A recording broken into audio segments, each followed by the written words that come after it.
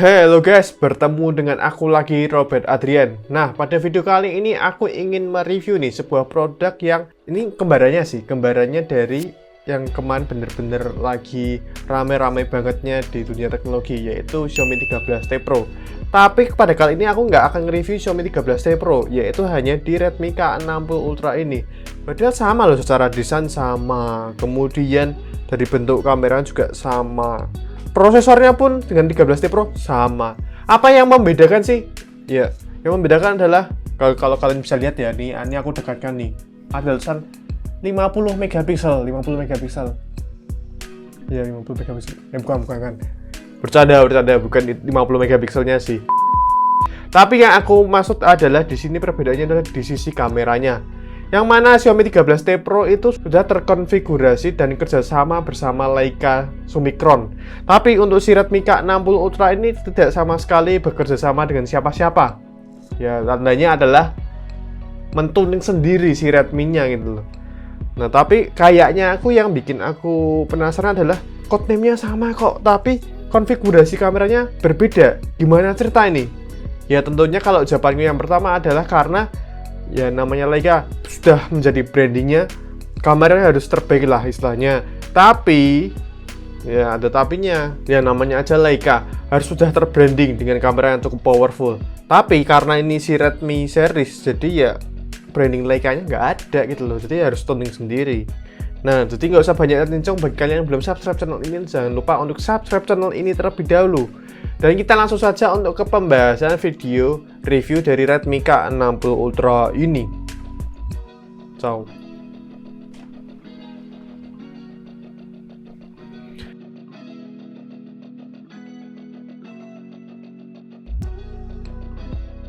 Nah, hal yang pertama akan kita bahas adalah sebuah desain. Seperti biasa ya, desain. Di tahun 2023 ini terbilang Redmi K60 Ultra ini cukup fresh banget nih. Karena kenapa? Kalian bakal jarang lihat sih desain yang serupa kayak gini nih. Kayak ada gambarnya bentuknya kotak gini, kemudian ya warnanya bener-bener kayak gini banget lah. Jarang-jarang banget sih, aku bisa bilang jarang pakai banget. Makanya aku bisa bilang ini cukup fresh banget. Tapi untuk sayangnya di bagian depan itu ya hal yang sudah seperti biasa ya. Kameranya kayak di tengah, pakai punch hole di tengah gitu, kayak ya itu sudah umum banget.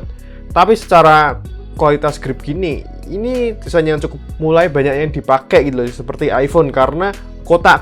Jadi kayak kalau dilurusan ditekan gini tuh bisa banget teman-teman. Dan langsung saja kita akan membahas soal desain bodinya. Oke, yang bagian kanan kita akan melihat sebuah tombol volume pengeras suara dan tombol volume penurun suara. Kemudian ada tombol power off. Dan berikutnya untuk di bagian atas kita akan melihat untuk bagian atasnya sendiri kita akan melihat sebuah stereo speaker, kemudian ada infrared blaster dan ada sebuah mic. Dan berikutnya untuk di bagian kiri sendiri kita akan melihat kosong-kosong saja ya, tidak ada apa-apa. Dan untuk bagian bawahnya sendiri kita akan melihat port USB Type-C generasi 2 atau 2.0. Berikutnya ada stereo speaker dan berikutnya ada dual nano SIM yang terletak di bagian bawah.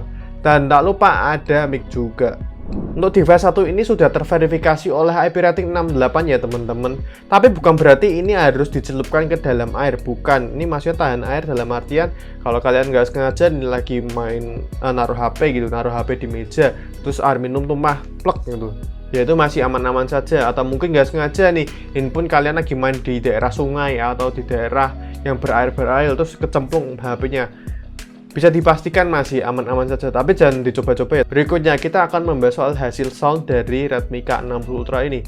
Aku tidak akan menayangkan sebuah kayak video uji cobanya seperti apa kualitas soundnya, karena bakal berbeda sih hasilnya dengan kalian yang mendengarkan langsung.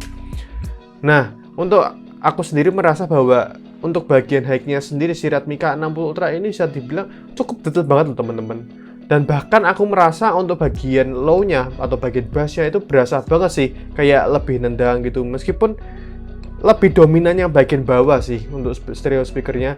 Untuk bagian atas sedikit lebih kecil suaranya. Jadi kayak mungkin bisa dibilang kurang balance, tapi keunikannya adalah untuk low-nya masih terdengar dengan oke. Dan berikutnya untuk bagian mid sendiri ya so-so aja lah, cukup aja. Tapi bisa dibilang kualitas dengan harga yang segini ini sudah mencakup apa ya, bagus banget loh teman-teman dengan harga segitu. Dan kita langsung saja untuk ke pembahasan kedua, yaitu soal desain layar dari Redmi K60 Ultra. Desain layar dari Redmi K60 Ultra ini menggunakan panel OLED bikinan TCL dengan kode C7 dengan resolusi 1,5K atau di 1220 x 2712 pixel. Nah, ngomong-ngomong nih soal layar ini sudah support sampai 144 Hz. Nah, baru kali ini aku jujur ngerasain kayak layar OLED dengan 144 Hz itu benar-benar bisa dibilang cukup mulus banget nih. Apalagi ini sudah ada teknologi LTPO yang maksudnya adalah bisa dari 1 Hz sampai 144 Hz. Jadi bisa dilakukan secara otomatis tanpa kita harus menyeting manual satu-satu. Nah, kita lanjut saja nih. Jadi untuk experience sendiri soal foregripnya, aku merasa jujur kurang nyaman sih. Sebenarnya kurang nyaman banget karena ini berbentuknya boxy ya untuk handphone satu ini. Tapi bisa dibilang dimensinya cukup lebar nih. Makanya aku juga mau menggenggamnya kurang kayak enak banget karena kayak tertahan oleh bagian rangkanya. Tapi soal bobot bisa dibilang ya so-so berat-berat banget ya enggak, ringan-ringan banget ya enggak. Hanya di 204 gram saja dan tak tanggung-tanggung. Redmi K60 ini juga ada verifikasi Dolby Vision yang kita tandanya bisa menonton Netflix menggunakan handphone ini dengan support Dolby Vision. Oke, berikutnya kita akan membahas soal kecerahannya nih. Kecerahannya gimana sih? Nah, untuk kecerahannya sendiri bisa dibilang cukup ajib banget sih, karena ini di luar ruangan pun bisa terang benderang, bisa dilihat dengan jelas tuh. Karena kenapa? Peak brightness-nya aja mentok di 2600 nits. Jadi kalau kita mau melihat handphone ini di siang hari atau di siang bolong, jadi nggak usah panik karena benar-benar bisa terlihat jelas. Beda cerita dengan LCD atau OLED dengan nits yang rendah. Mungkin kita perlu kayak melihat secara teliti itu. Berikutnya kita akan membahas soal performance. Redmi K60 Ultra ini hadir dengan menggunakan prosesor MediaTek Dimensity 9200 Plus 4 nanometer dengan CPU octa-core Cortex X3 dengan clock 3,35 GHz. Ini clocknya termasuknya bisa dibilang cukup tinggi nih. Dan berikutnya untuk GPU-nya sendiri ya menggunakan Immortalis Mali G715 MC11. Nah, untuk handphoneku satu ini sudah dilengkapi dengan RAM 16GB dengan memori 256GB yang sudah menggunakan tipe UFS storage 4.0 yang menandakan untuk performanya bisa dibilang jos gandos lah, nggak usah dipungkiri. Contoh aja, kita langsung saja ke pengujiannya nih. Yang pertama, Antutu Benchmark. Pada pengujian kali ini aku akan menggunakan Antutu Benchmark generasi ke-10 atau versi ke-10. Dan ia mendapatkan skor sebesar 1.430.000-an. Yang terbilang ini cukup tinggi banget deh. Aku nggak ngira-ngira bakal segitu skornya. Dan berikutnya kita langsung saja untuk pengujian kedua, yaitu menggunakan Geekbench 6. Nah, untuk Geekbench 6 sendiri ia mendapatkan single score sebesar 884 dengan multi score sebesar 3674. Nah, aku nggak tahu nih kenapa si Geekbench 6 ini hasil skornya kalah dengan dulu yang aku pernah nyoba, yaitu Redmi Note 12T Pro yang bisa notabene-nya lebih tinggi dari handphone ini. Aku nggak tahu nih kenapa malah Redmi Note bisa lebih tinggi nih ketimbang Redmi K60 Ultra nih. Ya mungkin itu tuning-tuningan software aja ya, perlu diperbaiki oleh Xiaomi-nya atau Xiaomi Cina sini. Nah, berikutnya kita akan melakukan pengujian yaitu 3D Mark Wildlife Extreme Test. Untuk skornya sendiri yang mendapatkan best top score sebesar 3008 dan untuk multi skornya sendiri yang mendapatkan skor sebesar 3674. Dan untuk stabilitasnya ia mendapatkan skor sebesar 94,5%. Nah, untuk skor segini itu terbilang cukup stabil banget ya. Baru kali ini aku merasakan MediaTek tuh yang sestabil ini loh. Biasanya tuh mereka akan men-throttling karena hasil overheatnya. Tapi nyatanya di handphone ini belum sama sekali terjadi yang namanya overheat. Ya paling anget-anget biasa saja. Dan berikutnya kita akan langsung saja ke pengujian gaming. Jadi ada 3 video yang kemarin aku sudah buat tentang pengujian menggunakan game PUBG. Kemudian ada game Mobile Legends, ada Genshin Impact. Ketiga game itu aku sudah melakukan uji coba nih. Tapi di sini aku akan menjelaskan secara sedikit aja. Nanti kalau kalian mau tahu yang lebih lanjutnya, kalian bisa nonton video pengujian main gamenya. Nah, untuk PUBG sendiri, si Redmi K60 Ultra ini mendapatkan settingan yang aku bisa bilang aku pentokin sih, yang versi aku ya, yaitu di SDR Extreme. Nggak bisa 90 fps ya, karena memang dasarnya SDR nggak bisa di 90 fps nih. Nah, tapi aku ada merasa ganjalan nih. Ternyata di smoothnya juga nggak bisa di 90 fps. Kalau ini perlu dipertanyakan nih kenapa. Tapi aku sendiri jujur udah tahu jawabannya nih. Karena ini device Cina, jadi PUBG namanya aja PUBG ya. Itu kan global version ya, bukan China version. Kalau China version ada game yang lain lagi itu namanya Game for Peace, tapi untuk si PUBG kan global punya.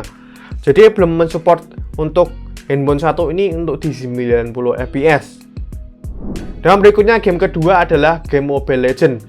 Game Mobile Legends ini aku mendapatkan settingan di grafik ultra dengan refresh rate juga ultra.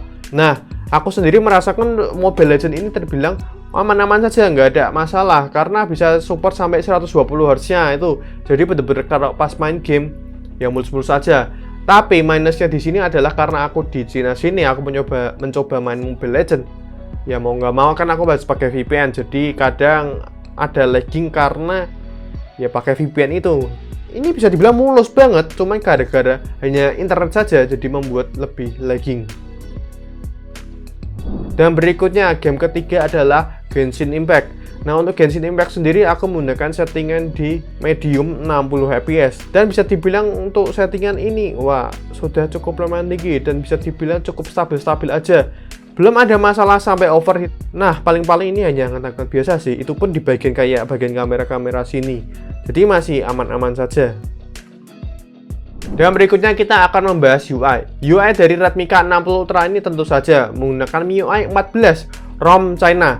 Jadi kalau kalian tanya nih, Bang, apakah bisa ini di flash ke ROM global? Aku nggak tahu pasti ya.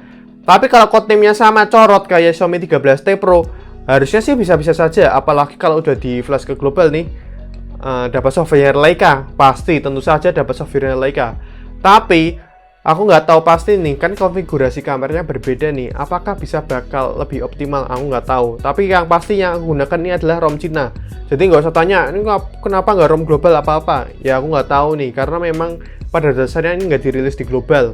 Dan berikutnya ia sudah menggunakan Android 13 yang tentu saja bentar lagi akan mendapatkan Android 14. Berikutnya kita akan membahas soal kamera dari Redmi K60 Ultra ini.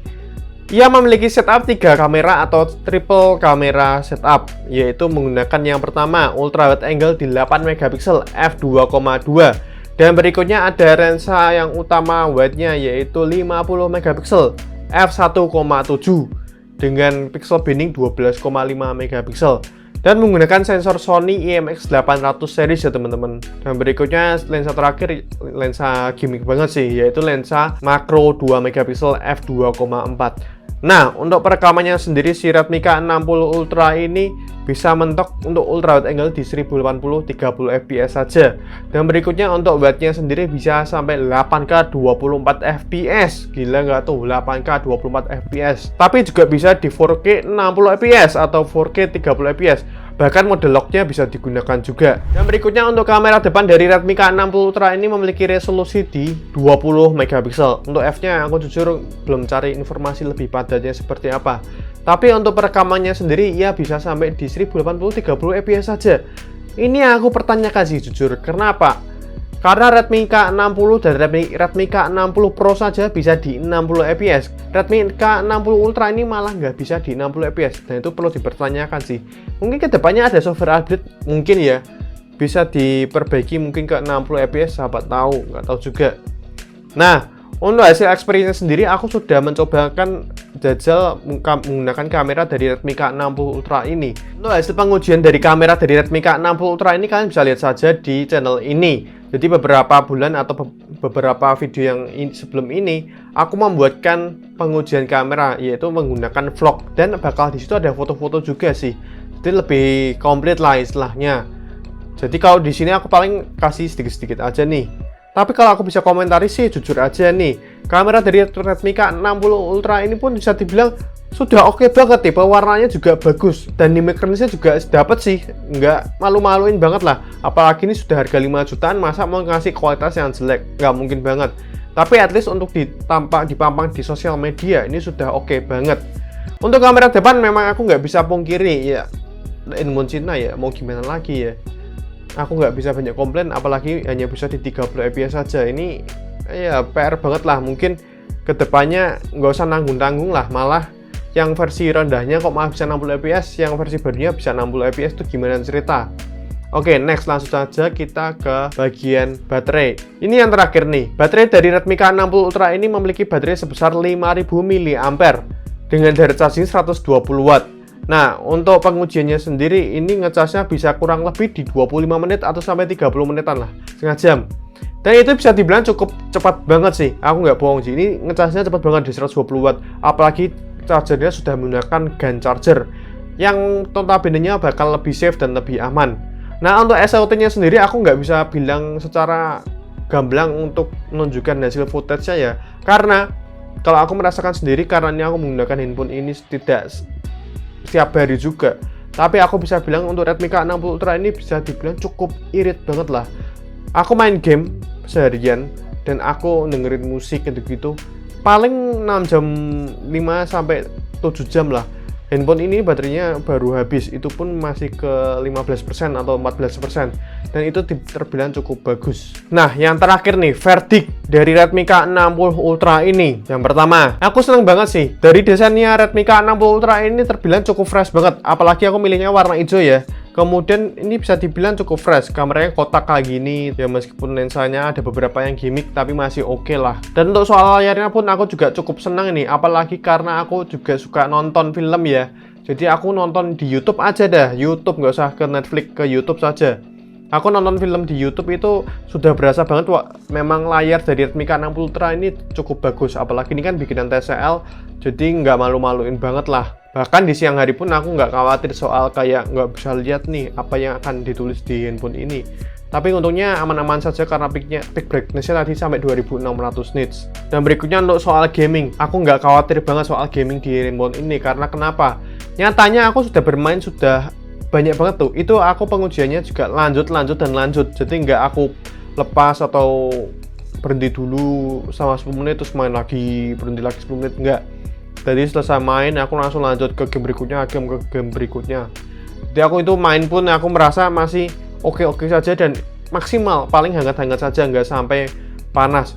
Ini aku cukup apa ya, wah gila sih, ini pencapaian yang cukup bagus untuk MediaTek menurutku, karena dulunya MediaTek terkenal cukup suka panas-panas gitu. Nyatanya yang sekarang ini lebih adem tuh nyatanya nggak seburik itu. Yang apa dipikirkan manusia yang lama-lama kayak, oh MediaTek itu kayak gini.